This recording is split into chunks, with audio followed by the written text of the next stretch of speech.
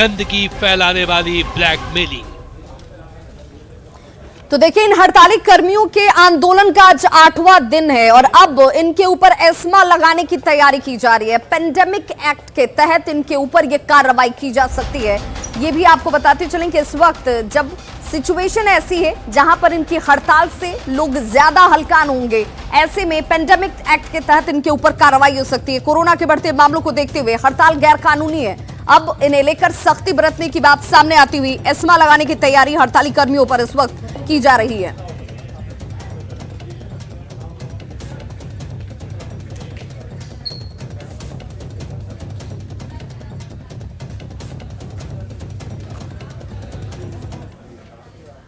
और चलिए अब आपको 3 तस्वीरों के जरिए इस वक्त राजधानी पटना के उन इलाकों के हालात हम दिखा रहे हैं जो आपको बताएंगे, आगाह करेंगे और ये समझाने के लिए भी काफी हैं कि इस वक्त इस हड़ताल से हालात कितने बदतर नजर आ रहे हैं। देखिए, इस वक्त 3 तस्वीरें आपके टीवी स्क्रीन पर हैं। इन 3 तस्वीरों में पटना के बोरिंग रोड, किदवईपुरी में कचरे का अंबार लगा हुआ है। वहीं पूर्णिया समेत दूसरे शहरों में भी हालात कितने खराब हैं। सड़ांध और दुर्गंध से जीना लोगों का मुहाल हो गया है। पेंडेमिक सिचुएशन इस वक्त है जहां पर साफ सफाई जरूरी हो जाती है। उस दौरान हड़ताल पर ये कर्मी है और हड़ताल की वजह से बिहार हलकान नजर आ रहा है।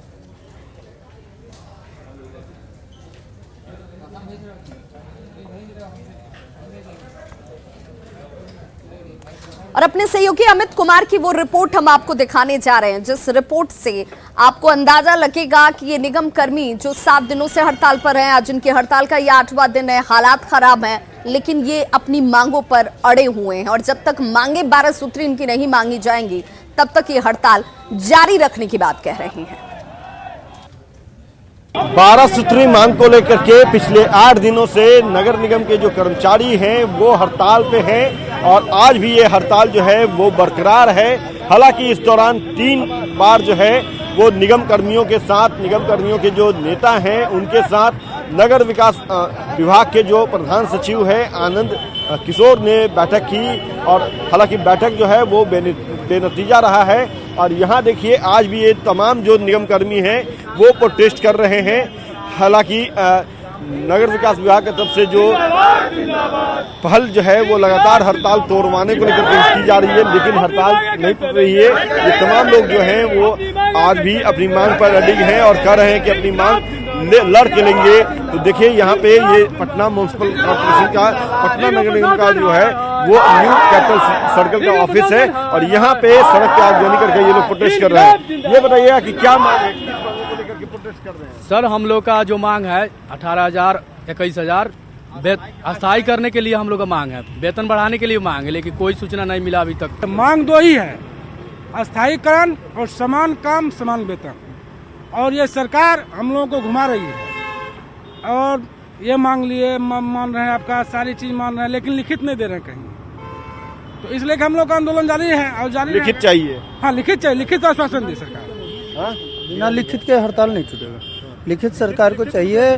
और मुख्य मांग 2 है, एक है 18 से 21,000 जो मतलब काम समान वेतन और दूसरा नियमितीकरण।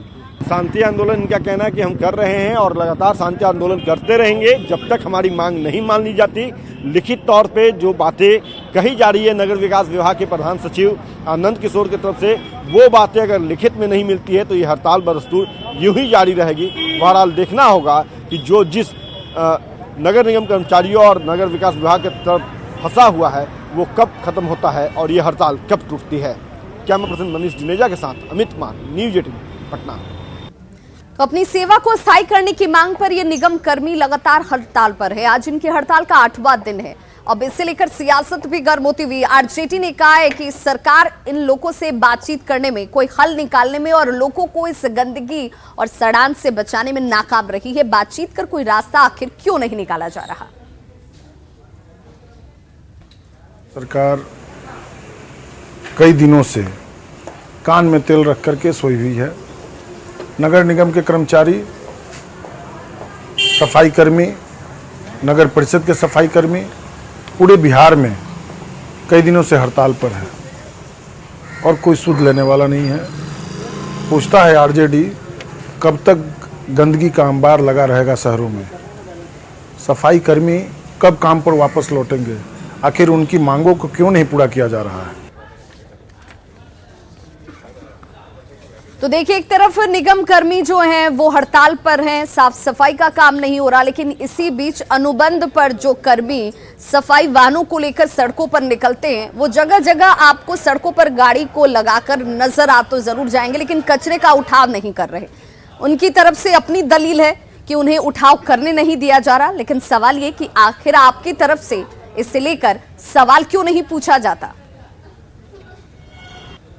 पिछले 8 दिनों से निगम कर्मी हड़ताल पे है और ऑडिट पे जो गाड़ियां हैं, देखिए वो यहाँ पे यार्ड से ये लोग जो हैं डिपो से सफाई के लिए निकले हैं, कचरा उठाने के लिए निकले हैं, लेकिन कचरा का उठाव करने के बजाय ये देखिए आराम फरमा रहे हैं, नींद फरमा रहे हैं ये लोग। और क्यों ऐसा कर रहे हैं, इन्हीं जो सफाई कर्मी हैं इन्हीं लोगों से मैं जानता हूँ, समझता हूँ। यहाँ बहुत देर से आप खड़े हैं, काम देखिए एक गाड़ी यहाँ से जाने लगी है, क्यों यहाँ खड़े हैं आप लोग? काम करने नहीं दे रहा इसलिए खड़ा है। काम नहीं कर रहे थे? हाँ। क्यों? अब लेबर लोग का हड़ताल चल रहा था, आप लोग को भी मालूम है, ये है मालूम तो है। हाँ। बट आप लोग डिपो से निकले हैं कचरा उठाने के लिए ना? हाँ, निकले तो एरिया में जा ही नहीं दे रहा है, एरिया में आ जा रहा है आदमी, तो इसलिए नहीं जाने दे रहा है। हाँ। तो देखिए ये कह रहे हैं कि एरिया में जाने नहीं दिया जा रहा है। हालांकि जब कैमरे की नजर में ये आने लगे तो कई गाड़ियां यहाँ से भागी है, काफी सरपट तेज रफ्तार से यहाँ से निकली है। ये क्या नाम हुआ आपका? जैसे अमरिंदर कुमार नाम हुआ। हाँ। जैसे हम लोग को लेबर नहीं थी काम करने दे रहा है, तो हम लोग क्या करें? यहाँ से लोग कहते हैं कि गाड़ी ले जाओ, तो अपना निकाल देते हैं यहाँ से गाड़ी, डिपो से बहुत जबरदस्ती गाड़ी निकल रही है। हाँ, मतलब यहाँ से लोग कहते हैं कि नहीं गाड़ी ले जाओ, हड़ताल है तो हड़ताल है, तुम लोग का हड़ताल नहीं है, वो लोग का हड़ताल है। हम लोग जाते हैं। आप लोग ऑडिट पे है ना? हम लोग प्राइवेट से हैं। हाँ, कंपनी के थ्रू है? हाँ, कंपनी के थ्रू हम लोग हैं। सैलरी आपको दे रही है तो काम तो आपसे लेगी ना? जैसे काम लेगी तो हम लोग तो एरिया में जाना है, वहाँ का लोकल लेबर है, वो लोग को तो हमने को तो मारेगी ना। वो बोलती है कि हम लोग को पेट पर क्यों फैट मार रहे हो? लोकल थाना या किसी अधिकारी को आपने कंप्लेंट किया? आप लोगों ने अपने डिपो में कंप्लेंट किया? डिपो में देखिए ये एक अलग सा मामला है। एक तरफ से ये लोग जो है अपनी मजबूरी बता रहे हैं कि नहीं काम करने दिया जा रहा है, दूसरी तरफ जो इनका दायित्व है कि अगर काम नहीं करने दे रहे हैं, हड़ताल में शामिल जो निगम कर्मी हैं जो इन लोगों को काम नहीं करने दे रहे हैं, उनके खिलाफ इनको अपने जो कंपनी है या फिर अपने स्थानीय थाना जो है वहाँ कंप्लेन करना चाहिए था, ताकि पुलिस और प्रशासन एक्शन ले सके। लेकिन ऐसा करने के बजाय ये तमाम लोग जो है वो डिपो से निकल करके अपनी गाड़ियाँ जो है वो सड़कों पर जहाँ तहाँ खड़ी कर दे रहे हैं, टाइम बिता दे रहे हैं और उसके बाद वापस डिपो चले जा रहे हैं। जाकर के ये कहते हैं डिपो में, जो कैमरे पे इन्होंने कहा कि काम नहीं करने दिया लोगों ने, इस कारण से हम वापस चले आए हैं। बहरहाल ऐसे लापरवाह लोगों के कारण जो है निगम पटना नगर निगम की किरकिरी भी हो रही है और कहीं न कहीं ये लोग काम किए बगैर जो है वेतन उठा रहे हैं। जो ये इस पर अब नगर निगम के जो अधिकारी हैं क्या एक्शन लेते हैं, ये देखना बेहद महत्वपूर्ण होगा। कैमरा पर्सन मनीष जुनेजा के साथ अमित कुमार, न्यूज़ 18 पटना।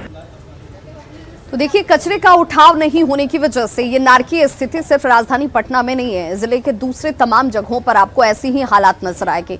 सिवान की तस्वीर आपको दिखाएं, जहां पर नगर परिषद के जो सफाई कर्मी हैं वो कचरे का उठाव नहीं कर रहे हैं। हर तरफ आपको गंदगी का अंबार नजर आ जाएगा और कोरोना के इस पेंडेमिक सिचुएशन में जहां पर साफ सफाई जरूरी हो जाती है, वहां पर हर तरफ कचरा ही कचरा आपको दिखेगा।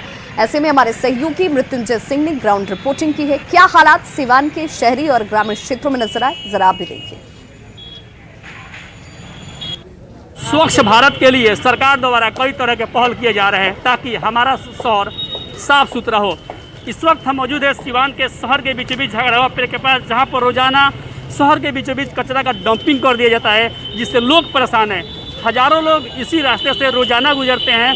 आने जाने लोगों को काफ़ी परेशानी का सामना करना पड़ता है। अपने मुंह पर रुमाल रखकर या किसी तरह लोग आने को विवश है। आप देख सकते हैं पूरी तरह से ये कचरे को बीच में डंपिंग कर दिया जाता है और ये रोजाना के यही काम है। यहाँ के लोग काफ़ी परेशान हैं। हम जानने की कोशिश करेंगे कि किस तरह की परेशानी होती है और डंपिंग यहाँ पर क्यों कर दिया जाता है, क्या परेशानी होती है?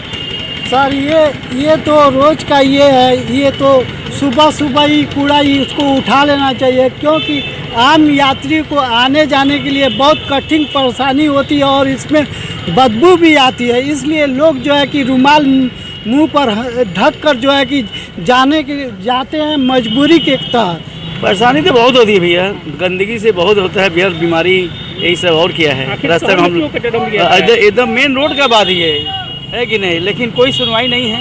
क्या नाम है आपका? हाँ, मनोज कुमार श्रीवास्तव। तो आप देख सकते हैं ये शहर के बीचों बीच कचरा का डंपिंग कर दिया जाता है। कई तरह के स्कीम चलाए जा रहे हैं ताकि हमारा शहर जो स्वच्छ हो। वहीं सरकार द्वारा भी कई तरह के पहल किए जाते हैं, लेकिन शहर के बीचों बीच ये जो कचरा रखा गया है एक तरह सुरक्षा अभियान का मुंह चिरा रहा है। आवश्यकता है जो भी संबंधित अधिकारी है जो शहर के बीचों बीच नहीं फेंक कर कहीं इंटीरियर में फेंका जाए ताकि लोगों की गंदगी से निजात मिल सके। वहीं मेरा सिवान स्वच्छ और साफ दिखे। मृत्युंजय कुमार सिंह, न्यूज़ 18 सिवान। खबर बेगूसराय से, जहां पर शॉर्ट सर्किट की वजह से कई घर जो हैं वो जलकर खाक हो गए हैं। तकरीबन 15 घरों का अनुमान लगाया जा रहा है जिनमें लाखों की संपत्ति का नुकसान हुआ है। ये सभी लोग भूमिहीन बताए जा रहे हैं जो झोपड़ी नुमा घरों में सड़क के किनारे किसी तरह से अपनी जिंदगी का गुजर बसर कर रहे थे, लेकिन अब इनके आशियाने जल चुके हैं, राख हो चुके हैं और अब इनके सामने कई तरह की समस्याएं खड़ी हैं। तस्वीरें आपके सामने। अब इनके नुकसान का आकलन लगाने की कोशिश इस वक्त की जा रही है स्थानीय प्रशासन की तरफ से। घटना की सूचना के बाद स्थानीय प्रशासन यहाँ पर पहुंची तो जरूर, लेकिन तब तक ये घर जलकर राख हो चुके थे, घरों में रखे हुए सामान खाक हो चुके थे।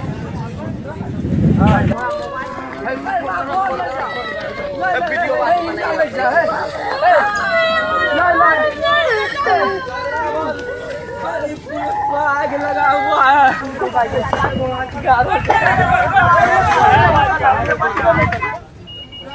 और देखिए, कोविड-19 के मद्देनजर इस बार भी जो पितृपक्ष मेला है गया में वो नहीं लगने वाला है और इस वजह से जो पिंडदानी होंगे यहाँ पर स्थानीय तौर पर अगर पहुंच रहे हैं तो सीमित संख्या में उन्हें यहाँ पर आने की अनुमति दी जाएगी, लेकिन कोविड जांच बाहर से आने वाले लोगों के लिए अनिवार्य कर दिया गया है। यानी आपके पास 72 घंटे पहले की कोरोना जांच रिपोर्ट होनी जरूरी हो जाती है और ऐसे में इस बार भी पिंडदान करने के लिए पहुंचने वाले लोगों को इन नियमों को जानने की जरूरत है, समझने की जरूरत है। गया जहां पर पितृपक्ष मेले एक पखवाड़ा तक चलने वाला ये मेला जो है वो इस बार भी नहीं लगेगा, इसका आयोजन नहीं होने जा रहा है। पिंडदानी सीमित संख्या में हालांकि आ सकते हैं, पिंडदान करने की अनुमति उन्हें जरूर दे दी गई है। बाहर से आने वाले लोगों के लिए कोरोना जांच अनिवार्य कर दिया गया है। कोरोना का टीका आपने लिया है या नहीं लिया है इसकी जानकारी देना अनिवार्य कर दिया गया है। पिंडदान करने के लिए गया पहुंचने वाले भक्तों को कोविड के दिशा निर्देशों का बखूबी पालन करना होगा। हिंदू धर्म में पितृपक्ष विशेष महत्व रखता है और पितृपक्ष की वजह से गया बिहार का एकमात्र ऐसा शहर है जिसे लोग गया जी के नाम से भी जानते हैं। कोई सवाल ही नहीं, मेला के तो आदेश ही नहीं है, लेकिन उनका ये कहना हुआ कि जो लोग आना चाहते हैं तो उनको जो है सुरक्षित आमे और जो है अपने ये जो है गाइडलाइंस का पालन करते हुए जितने लोग आना चाहते हैं कम संख्या में भीड़ भाड़ न हो, इस तरह से लोग आने तो अच्छी बात है। रह गई स्थानीय जिला प्रशासन से भी हम लोग मिलेंगे इस विषय पर, उनका क्या गाइडलाइंस आता है उसको हम लोग पालन करेंगे और जो है उनसे ये निवेदन करेंगे कि इसमें हमको सहयोग करें। और खबर खगड़िया से, जहां पर बाढ़ की वजह से तकरीबन 1 से 1.5 लाख की आबादी प्रभावित हुई। अब यहां पर बाढ़ का पानी धीरे धीरे घटने जरूर लगा है, लेकिन इस पानी के जमा होने की वजह से बीमारियों की आशंका और इस वजह से होने वाली परेशानियों का सामना लोगों को अब भी करना पड़ रहा है। लोगों की तरफ से इसे लेकर नाराजगी भी जाहिर की जाती हुई कि हालात में तब्दीली या बदलाव कब तक आ पाएगा इसे बताने वाला भी कोई नहीं है। आपको बताते चले कि बाढ़ग्रस्त इलाके में इस वक्त भी पानी जो है वो जमा है। बाढ़ पीड़ितों की परेशानी इस वजह से बढ़ी हुई है। अब अंदेशा बीमारियों को लेकर जाहिर किया जाता हुआ इस वक्त वायरल फीवर को लेकर लोगों की परेशानी बढ़ी हुई है। बाढ़ग्रस्त इलाके का जायजा लिया हमारे सहयोगी दिग्विजय ने। खगड़िया में गंगा नदी के जलस्तर में कमी आने के बाद भी बाढ़ पीड़ितों की परेशानी कम होती नजर नहीं आ रही है। ये हम आपको ये दिखा रहे हैं, ये खगड़िया का मुफस्सिल थाना का मोरकाही गांव है, जहां पर आप देख सकते हैं कि जलस्तर में कमी आने के बाद कई ऐसे इलाके हैं जहां पर बाढ़ का पानी जमा हो गया है और जो ये पूरा घर है चारों तरफ से पानी से घिरा हुआ है, बाढ़ के पानी से। ऐसे में जो लोगों की जो परेशानी है वह अभी भी जारी है। ये आप देख सकते हैं कि जो नाद होता है जानवर को खिलाने वाला, उसके सहारे लोग यहाँ पर आवागमन कर रहे हैं। और सबसे बड़ी बात क्या है, ये जो बाढ़ में जमा हुआ पानी है वो उससे दुर्गंध आ रही है, जिससे कि चिकनगुनिया, डेंगू जैसे कई खतरनाक बीमारी का भी इनको डर बना हुआ रहता है। बावजूद जो स्वास्थ्य विभाग है उसके द्वारा अभी तक किसी तरह का कोई छिड़काव का कार्य नहीं किया गया है। पूरा डूबि गेलै पानी पिए कोई साधन छै। बच्चा डूबल जाय रहे, लाद से जाय आबै छियै से बच्चा हम एजा गो लड़का रहे ते पार में छकल के लाद सहित के, नहीं तो 6 गो बच्चा पढ़े जाय रहे, वो लाद पर से आबै रहे। हम लोगों के यहाँ पानी निकल गया है, बदबू आ रही है। सरकार की तरफ से ब्लीचिंग पाउडर अभी तक नहीं छिड़काव किया गया है। जिन गरीब लोगों का घर गंगा के किनारे है, यहाँ से आप देख रहे हैं झोपड़ी नजर आ रहा है, उनको पॉलीथीन भी आज तक नहीं मिला। नहीं छिड़काव का नहीं किया गया है, ना तो हेलोजन टेबलेट का वितरण किया गया है।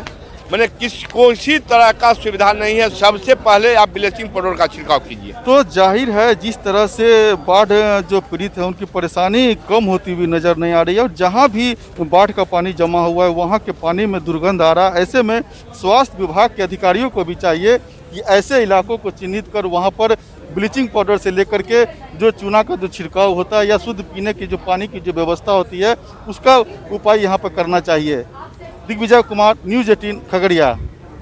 और इस वक्त बड़ी खबर झारखंड के मुख्यमंत्री हेमंत सोरेन जो हैं उनके अजीबोगरीब बयान के तौर पर सामने आती हुई। हेमंत सोरेन ने कहा है कि भोजपुरी भाषा जो है वो झारखंड की नहीं है, एक बोरो लैंग्वेज है। और इसी भाषा में जिस वक्त बिहार से झारखंड अलग हो रहा था उस वक्त गालियां दी जाती थी। ये बोरो लैंग्वेज है और इसे लेकर के अजीबोगरीब बयान जो है झारखंड के मुख्यमंत्री हेमंत सोरेन की तरफ से इस वक्त ये सामने आता हुआ। भोजपुरी और मगही को उन्होंने बोरो लैंग्वेज बताया। उन्होंने कहा कि भोजपुरी और मगही बोलने वाले डोमिनेटिंग लोग हैं। भोजपुरी झारखंड की भाषा नहीं है।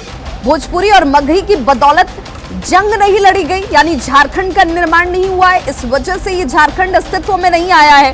झारखंड आंदोलन के समय भोजपुरी भाषा में ही इसी भाषा का इस्तेमाल करते हुए गाली दी जाती थी। आदिवासी और क्षेत्रीय भाषा के दम पर यह जंग जो है लड़ी गई, झारखंड को अस्तित्व में लाया गया। You have spoken about encouraging Adivasi languages, but you have left out Bhojpuri and Maghai, and your coalition partner Congress is quite upset at this omission. Ma'am, ये is not a regional language, ma'am. ये regional language नहीं है, ये borrowed language है। और चूंकि जो लोग मगही बोलते हैं, जो लोग भोजपुरी बोलते हैं, दे आर डोमिनेटिंग पर्सन। और जो यहाँ के जो लोग हैं वो तो बेचारे बहुत कमजोर लोग रहे हैं। और स्वाभाविक रूप से है, जो मजबूत होता है उसके पैर के नीचे सभी रहते हैं। और ये धीरे धीरे चीजें उसको इन लोगों ने आगे बढ़ाया, और कुछ लोग उनके साथ खड़े होने के चक्कर में उनकी भाषा बोलना शुरू कर दिए। अदरवाइज ग्रामीण क्षेत्रों के अंदर, गांव के अंदर ये लैंग्वेजेस नहीं है। ये तो बिहार का लैंग्वेज है, झारखंड का लैंग्वेज नहीं है। तो ये झारखंड का बिहारीकरण क्यों हो? पर इसमें कांग्रेस को दिक्कत है। Your coalition partner Congress has a difference of opinion with you on that, and how are you sorting that out? Madam, यहाँ पर जब आंदोलन होता था तो आपको शायद नहीं मालूम होगा कि उस समय आंदोलन करने वाले लोगों के छाती पर पैर रख करके महिलाओं की इज्जत लूटते वक्त कितनी भोजपुरी भाषा में गालियां दी जाती थी। ये आज के आंदोलनकारी लोग अभी जिंदा है मैम, बहुत जिंदा है, बहुत, महिला से लेकर पुरुष तक। एक भावना है रीजनल लैंग्वेजेस का, एक अपनी। आज भोजपुरी लैंग्वेज के बदौलत ये जंग नहीं लड़ी गई थी, मगही लैंग्वेज के बदौलत ये जंग नहीं लड़ी गई थी। ये जंग लड़ी गई थी यहाँ के ट्राइबल लैंग्वेजेस के बल पर, यहाँ के रीजनल लैंग्वेजेस के बल पर। तो देखिए, हेमंत सोरेन ने कहा है कि भोजपुरी और मगही जो है ये अब बोरो लैंग्वेज है, इसकी बदौलत ये जंग नहीं हुई, झारखंड अस्तित्व में नहीं आया, झारखंड आंदोलन नहीं शुरू हुआ था। ऐसे में कई सवाल इस वक्त जो है वो खड़े हो रहे हैं, और ये सवाल आपके टीवी स्क्रीन पर भी, जहां पर ये सवाल किया गया जेएमएम कांग्रेस आरजेडी के साथ है, उनके साथ ही मिलकर सरकार क्यों चला रहे हैं हेमंत, जो कि ये कह रहे हैं कि इसी लैंग्वेज में गाली दी जाती थी। भोजपुरी से बदला तो आरजेडी और कांग्रेस से प्यार क्यों है, ये सवाल इस वक्त पैदा होता है। जेएमएम कांग्रेस आरजेडी के साथ ही चुनाव क्यों लड़ी? जिस भाषा के साथ हेमंत सोरेन ये कह रहे हैं कि जानकारी आप लोगों को नहीं होगी, लेकिन इसी भाषा में गाली देकर झारखंड के लोगों के ऊपर अत्याचार किए गए। जिस वक्त झारखंड अस्तित्व में आ रहा था, जिस वक्त यह आंदोलन चलाए जा रहे थे, हेमंत सोरेन का अजीबोगरीब बयान इस वक्त आपके टीवी स्क्रीन पर सामने, जिसमें भोजपुरी और मगही को उन्होंने बोरो लैंग्वेज बताया है और ये भी कहा कि भोजपुरी झारखंड की भाषा नहीं है। भोजपुरी और मगही जो भाषा है उसकी बदौलत ये जंग नहीं लड़ी गई थी। झारखंड आंदोलन के समय भोजपुरी में गाली दी जाती थी। आदिवासी और क्षेत्रीय भाषा के दम पर यह जंग लड़ी गई।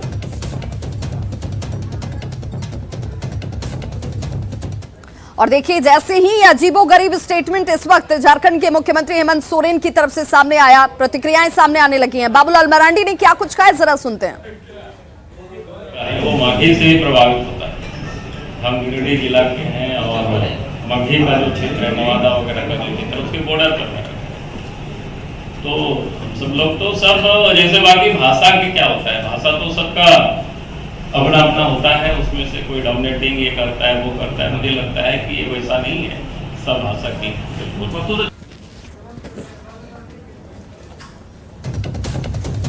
तो देखिए, बाबूलाल मरांडी का स्टेटमेंट भी आपने सुना और देखिए अब इस पर प्रतिक्रियाएं लगातार सामने आनी शुरू हो चुकी हैं।